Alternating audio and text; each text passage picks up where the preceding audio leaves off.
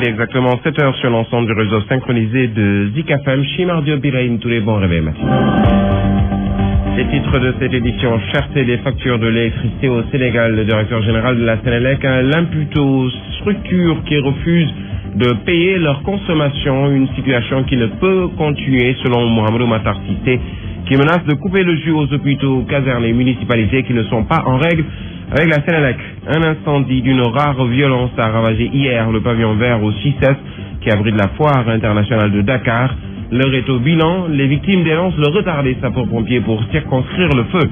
À suivre le reportage du jour, la vente de certains types de sachets plastiques interdits au Sénégal. Les revendeurs ne savent plus que faire du stock encore en souffrance dans les magasins. La mesure d'interdiction entrée en vigueur, les revendeurs demandent à l'État de leur accorder un délai supplémentaire. À suivre la page des sports, comme tous les matins, ce sera avec Lamine Gueye, la revue de la presse de Fabrice Nguema en fin d'édition. Bienvenue à toutes et à tous. L'actualité sur la première radio urbaine du Sénégal avec tout d'abord ces propos du directeur général de la Sénélec qui reconnaît qu'à l'heure actuelle les factures d'électricité sont chères. Mais pour lui, il y a des structures qui refusent de payer leur consommation. Il s'agit notamment des hôpitaux, des casernes, des municipalités et cela se répercute sur le coût de l'électricité aux consommateurs. C'est la raison pour laquelle il soutient qu'il sera intransigeant avec ces structures qui refusent de payer. Le directeur général de la Sénélec, Mohamedou Matar Cissé, il est au micro d'Alassane Baldé. Il y a beaucoup d'émotions pour ces gens. Le prix d'enseigne qui nous demande de ne pas couper l'électricité alors qu'ils ne payent pas. Au moment où ils refusent de payer, ils sont en train de pénaliser l'ensemble de la communauté nationale. Je ne dis pas qu'on va arriver à les couper les hôpitaux, on l'a dit, ça ne se fait pas, c'est pas responsable, c'est pas des clients comme les autres. C'est normal de leur dire, mais attention, pays, vous savez, à 100 milliards de dettes, comment ils payent? Barolo vous allez vous payer, industriel vous allez vous payer. Mais les gens ne payent, les universités ne payent pas, je suis désolé. Les mairies ne payent pas. Les casernes, je ne parle jamais de l'armée sur le produit des militaires, mais les casernes ne payent pas. Parce qu'on ne peut pas y actionner pour le lever. Sinon, non, tu payes. Et c'est pour ça que c'est ça. Tout le monde refuse de payer. Tous les gens qui pensent qu'on ne peut pas les couper ne payent pas. L'aéroport de Dakar, ils disent qu'on ne couperont jamais l'aéroport, nous ne payons pas. Mais sinon, personne ne paye. Les résultats, à l'hôpital, quand vous arrivez avec votre malade, si vous ne payez pas, vous n'en savez pas. Si vous avez un corps à la mort, si vous ne payez pas, vous ne le retirez pas. Après l'incendie qui a ravagé le pavillon vert de la foire internationale de Dakar, l'heure est au recensement des victimes. Ces dernières qui ont perdu d'importants investissements se désolent des lenteurs accusées par les secours. Ils attendent d'être dédommagés. Reportage de Khadijou. Incendie au pavillon vert de la foire internationale de Dakar, d'énormes dégâts recensés et d'importantes sommes d'argent parties en fumée. Des exposants s'en désolent. Nous vendons des produits de qualité, des produits venant des États-Unis. Si on l'estime à 120 millions, sans compter les choses décoratives. Beaucoup de millions, on ne peut pas dire exactement, présentement on ne peut pas dire ça, parce que c'est pas seul. C'est presque une vingtaine de millions, parce qu'on a presque 18 millions de marchandises, et seulement nos bagages là qu'on avait mis là-bas, les vitrines, tout ça, les matériels, même notre ordinateur pour les entrées, tout est brûlé, ça fait une vingtaine de millions. De l'avis de cette victime, l'ampleur des dégâts témoigne d'un retard d'intervention pour maîtriser les flammes. Apparemment, on n'avait pas mis de disposition préventive, voilà, parce que une incendie qui dure plus de 4 heures de temps, voilà, là, bon, la question se pose partout. La direction a convoqué une conférence de presse. Une cellule de crise a été installée pour identifier les victimes qui espèrent que l'affaire ne va pas s'arrêter là. Ce qu'on leur demande, c'est d'être plus pragmatique, être rapide, parce qu'on a investi et maintenant, comment ils ont commencé, ils n'ont qu'à terminer comme ça. Les causes du sinistre sont encore inconnues et pour le moment, le pavillon vert est fermé et surveillé par la gendarmerie nationale et les visites sont momentanément suspendues à la 24e édition de la FIDAC. Retour sur la 4e édition de l'Université républicaine qui s'est tenue à Sali, à Mbour. La coordonnatrice de la COJER nationale tire un bilan satisfaisant. Cette édition qui avait pour thème PSE et consensus national selon Thérèse Faye-Diouf, le niveau des débats et les communications ont été très satisfaisants, mais aussi la participation de tous les leaders de la coalition Benno Bokk Yakaar. Elle s'est également félicitée du discours du président de la République et président de l'APR axé sur les valeurs et promet une tournée dans les départements pour vulgariser les réalisations du président dans chaque localité. Thérèse Faye-Diouf coordonnatrice de la COJER. Elle est avec Alassane Baldé. Dire que l'Université républicaine de l'Alliance pour la République a été une satisfaction totale. L'autre aspect aussi qu'il faut souligner est que nous réaffirmons au président de la République notre engagement, notre loyauté, et lui disons aussi que nous avons compris son message, nous l'avons bien écouté, et je pense que c'est un message qui, au-delà de la jeunesse, s'adresse à toute personne émue de valeur, mais aussi à toute personne qui veut exceller dans ce qu'il est en train de faire. Et c'est des leçons qui aujourd'hui, au-delà de la politique, concernent tout le monde dans son secteur d'activité. Au début du mois de janvier, la COJER prépare une autre tournée, cette fois-ci dans les départements. Parce qu'aujourd'hui, dans chaque département du Sénégal, le président a fait quelque chose. Et c'est le moment d'identifier toutes les réalisations qui ont été faites par le président de la République dans chaque zone et de se préparer avec des documents à l'appui pour qu'on puisse partager cela encore avec les concernés. À Saly, où nous restons, le chef de l'État, président de l'APR, a pris part à cette édition de l'Université des jeunes de l'APR. Il a invité ces derniers au travail pour participer au développement du pays. Selon le président Macky Sall, les jeunes constituent un maillon essentiel dans cette chaîne de développement. Il les a également invités à éviter l'argent facile, car il s'agit là d'un vice qui éloigne l'homme des valeurs essentielles. Les propos du chef de l'État avec Alassane Baldé. J'admire aussi votre retenue, car vous avez toujours résisté aux sirènes de l'argent facile, persisté dans ce refus. La cupidité est un vice qui éloigne l'homme des valeurs les plus essentielles. Elle disqualifie le respect du bien commun et oriente l'homme vers les pratiques frauduleuses et délictuelles. Elle est le contraire de l'éthique de courage, du travail, de l'effort et du mérite. Jeunesse républicaine, jeunesse du Sénégal, ancrez ces valeurs dans vos actes quotidiens, car c'est l'attente même de notre peuple. C'est la voie pour un monde de paix et de stabilité. C'est le sens de mon combat.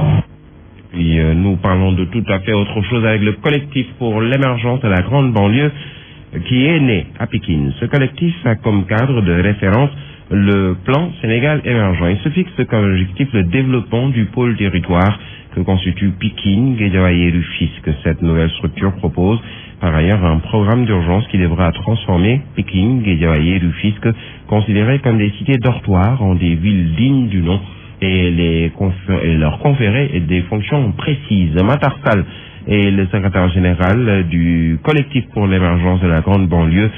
Ces propos sont recueillis par Nango Bakayoko. La promotion économique est urgente, la promotion sociale est urgente, l'environnement pose problème, tout est urgent. Il nous faut un programme qui puisse prendre en compte toutes les urgences et permettre aux populations, en rapport avec l'État, les partenaires techniques et financiers, de transformer cette grande banlieue en ville, dotée aussi de fonctions. On peut dépasser cette étape de dortoir. Le fisc pourrait avoir une fonction culturelle, de production économique au regard de la pêche, de l'agriculture, etc. On peut penser que Pikine peut avoir une fonction intellectuelle ou technique avec l'université des métiers. Guédiawaye peut avoir des fonctions touristiques, mais il nous faut le penser avec tout le monde. Ce que nous vivons, on veut le transformer. Est-ce que l'État va faire un conseil des ministres décentralisé? C'est tant mieux. Si on peut avoir une table ronde des partenaires au développement, ici à Guédiawaye, à Pikine ou à Rufisque, pour financer un programme de développement du pôle territoire Guédiawaye, Pikine, Rufisque à des centaines de milliards, voire des milliers, mais c'est tant mieux.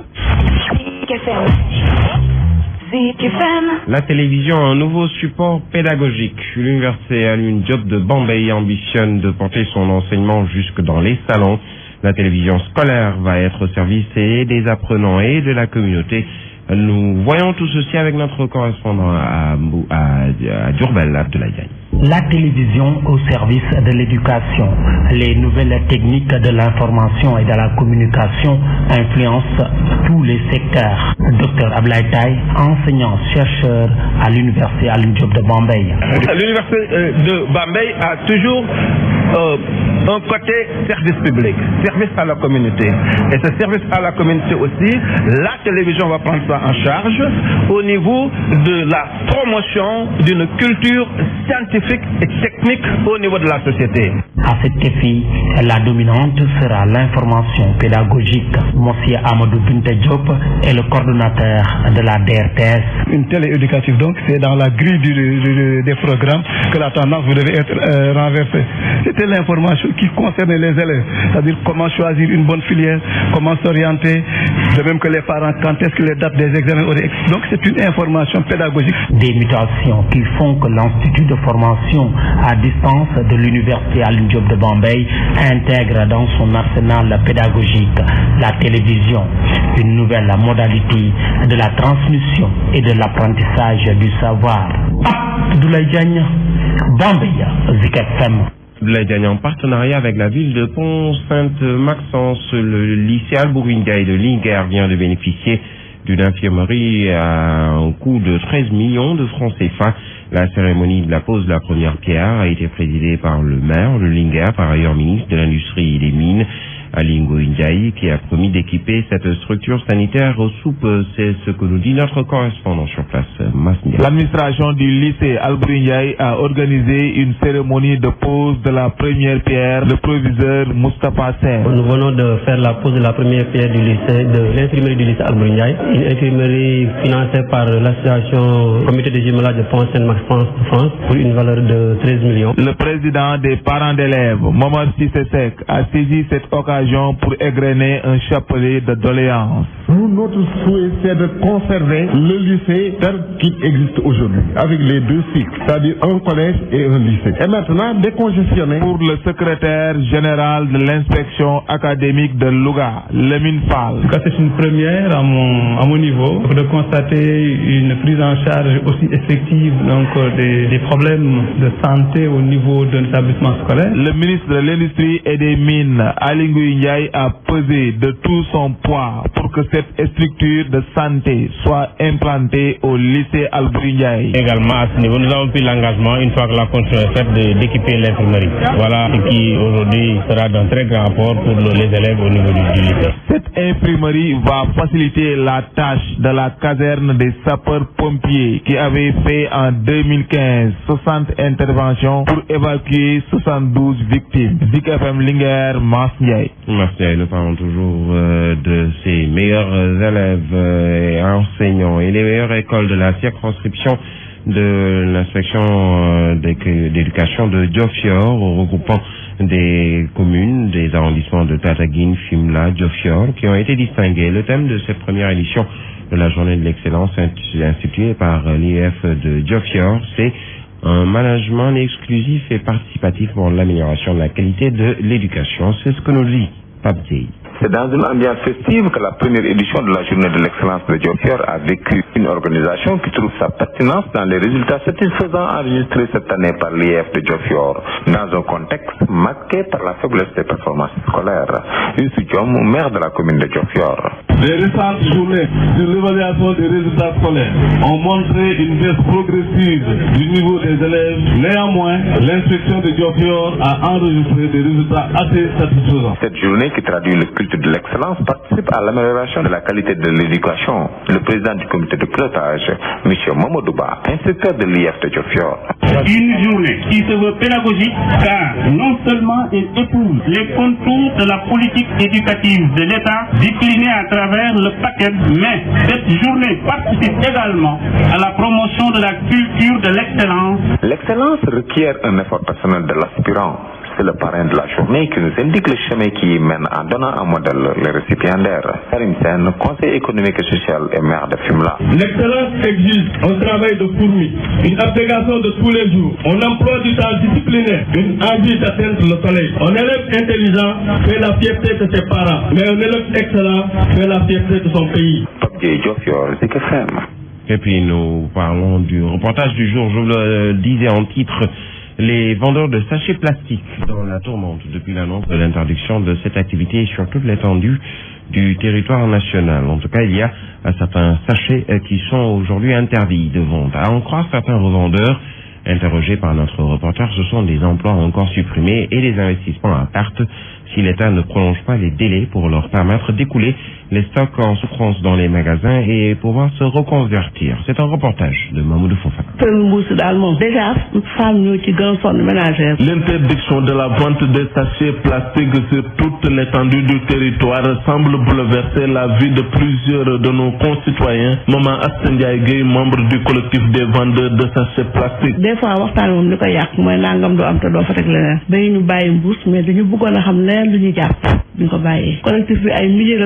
deux factures à la main, la vieille à l'image de Moudingaï, comme tant d'autres personnes qui s'affairent autour de cette commerce sont inquiets de leur avenir et du sort qui sera réservé à ce monde qui en faisait leur gagne-pain. Nous avons emprunté de l'argent plus nos économies pour se livrer à cette activité. En plus de cela, il y a beaucoup de jeunes qui chaque matin se bousculent devant nos cantines pour acheter ces sachets et essayer de les revendre pour en tirer profit. Ils ne comptent nullement braver l'autorité mais souhaitent quand même une prorogation de la mesure.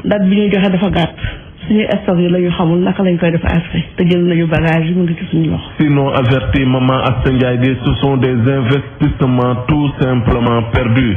Guédiawaye Mamadou Fofana, Zik FM. Shell, Molindimay, Traffic News.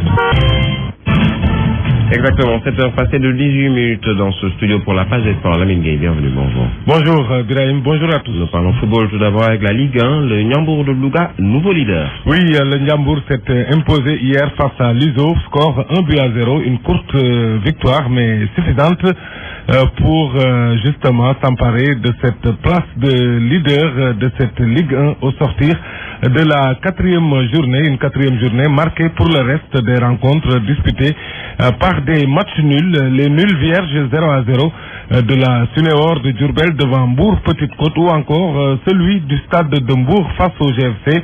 Et puis match nul avec des buts cette fois-ci, c'est le cas de l'US Gorée devant la Linguère, 2 buts partout et puis 1 but partout entre bien sûr le Casasport qui recevait l'équipe de Nyari Tali. À venir la clôture de cette quatrième journée de L1 ce soir, c'est au stade de Demba Diop.